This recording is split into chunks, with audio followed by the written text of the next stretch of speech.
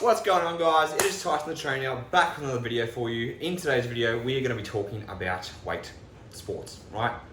For those of you who are listening, some of you are in weight sports, you know, powerlifting, Olympic lifting, boxing, MMA, fighting sports. There's a few different sports out there with weight categories, and I think, you know, the reason I want to touch on this today, as I had touched on this in the past, but, you know, I guess it's just thoughts and things like that, and, you know, kind of giving you guys a bit of an insight about what you should be thinking about when it does come to your weight class, okay? Because, you know, based on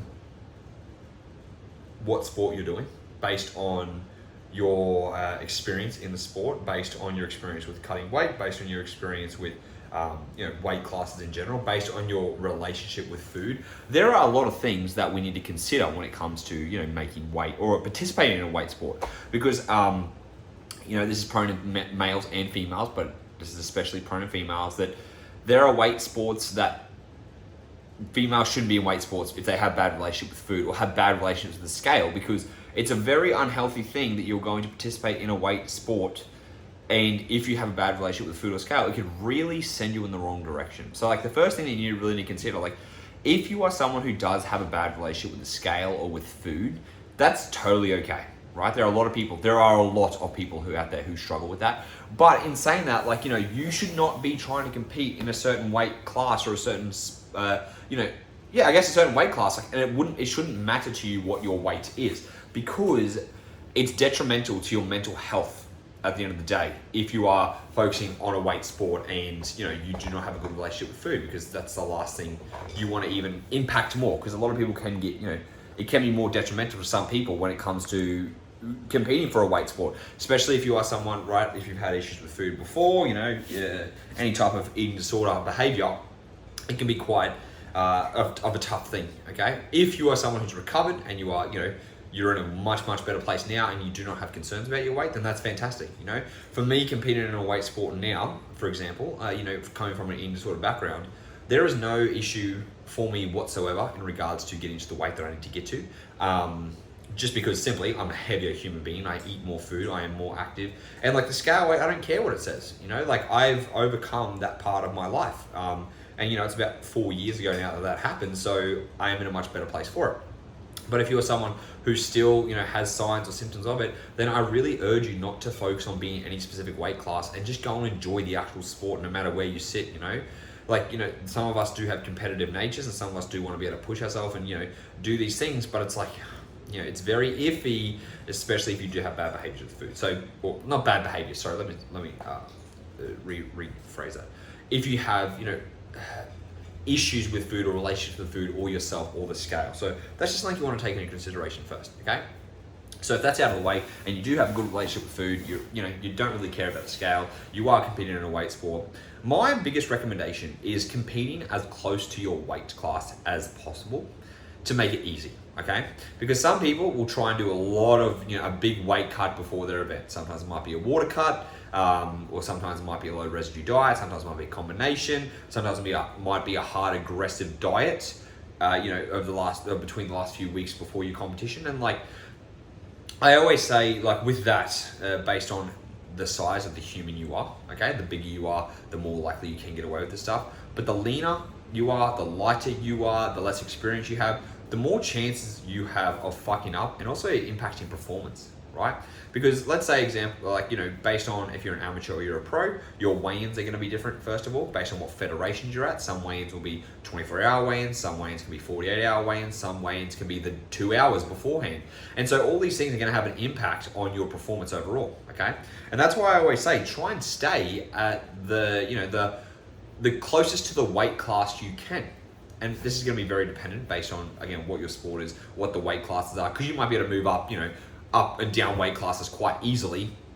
You know, fight up on a weight class, fight down on a weight class type of thing, or perform, you know, if you're an Olympic lifter or whatever it is, you know, you might be able to swing each direction quite easily. And if you are someone who's bigger and you're looking to cut down weight because maybe there's less of a challenge in regards to your skill level, and that's in any sport, you know, there are bigger individuals who are like, oh, okay, you know, this is my, for example, like, you know, this is my squat bench instead of it's a deadlift.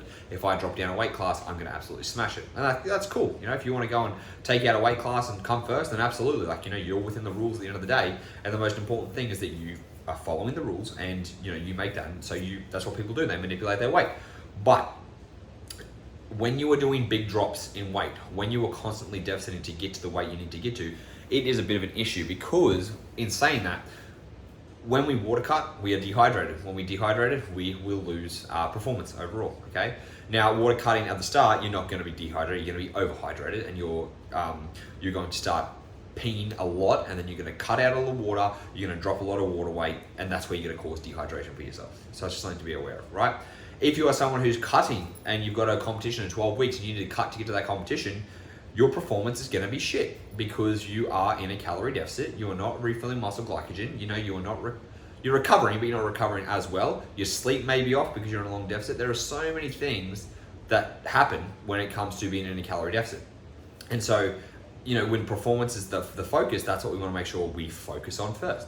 And so with the performance side of things, what you want to make sure you're doing is making sure we're trying to perform at the weight we want to be for the most part, because it's going to make you be able to re-ingrain that, re-ingrain the habit, re-ingrain the performance, re-ingrain whatever you're doing, and build up those motor neurons to, you know, fire properly based on your weight right now. Because, like, you know, if you get lighter, for example, and you are a powerlifter, you're going to lose centimeters on your chest, which means your bench may go down, okay?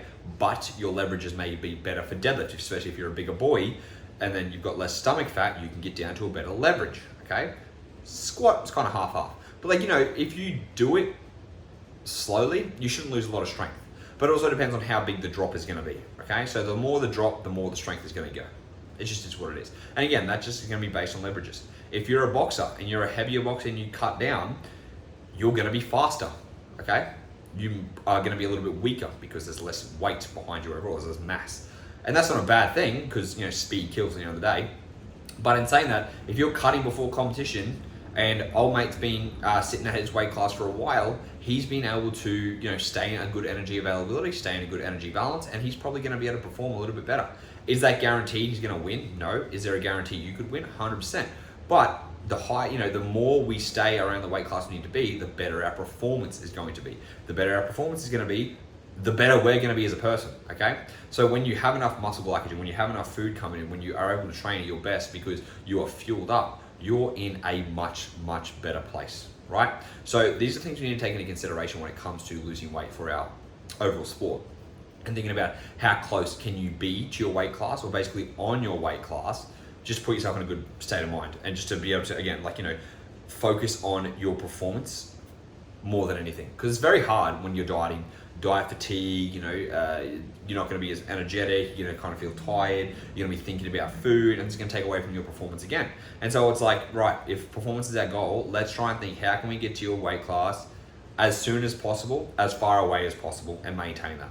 If you're 1 or 2 kilos heavier, then it's no dramas. You know, if you're a little bit heavier, based again on your weight class, like if you're a big boy and you're powerlifting, right? I don't know what the weight classes are for powerlifting. But one of my clients, he was 108, right? He needed to drop down to 105. We literally did a low residue diet for 1 week, and he fucking dropped it down with no performance issues at all, and like happy days, okay? Because he's a big boy and he has a lot of water fluctuations. If you're a female and you're 52 kilos, you're not going to fluctuate that much water. There will be, but it's going to be like, you know, 400 to 600 grams, maybe a kilo if you're lucky, but you're not getting 4 or 5 kilos of fucking water fluctuation in a week as a female who's 50 something kilos. And so we're taking this into consideration. I would urge you guys, if your competition is quite far away and, you know, you want to make sure you are performing at your best, get down to a weight class you consider. For example, for me, I don't know when I'm going to fight. I'm probably going to fight like June, July, whatever it's going to be. But at the current time of talking to you, it is the 24th of January at the moment. And I am now losing weight from 92.5 down to 88. I've got a fight at 86, so it's very easy for me to manipulate 2 kilos of water very easily in a week, and that'll be fine. But I want to get there as soon as possible so I can be lighter, I can have more speed, I can focus on my training more, I can build up my cardiovascular exercise. You know, I can do everything at that weight class, even though maybe it's 4 months time from now, I'm going to be prepared. And that's what I think a lot of people need to do. And plus, it takes the stress away from you. It's not like, oh, fuck, man, comp's coming up, I need to cut weight now. Because when people are in a stress state, they do stupid things. When people do stupid things, they risk their performance. They risk losing they risk losing. That's what I'm trying to say, I guess. So these things need to be taken into account, okay? So try to get your weight class as soon as possible. Ideally, again, talking about energy availability, energy balance, what I've talked about in the other videos. try and maintain losing about 0.5% of your body weight a week as an athlete. So that means if you're a 100 kilo male, try and lose 500 grams a week. If you're a 50 kilo female, try and lose 250 grams a week, right?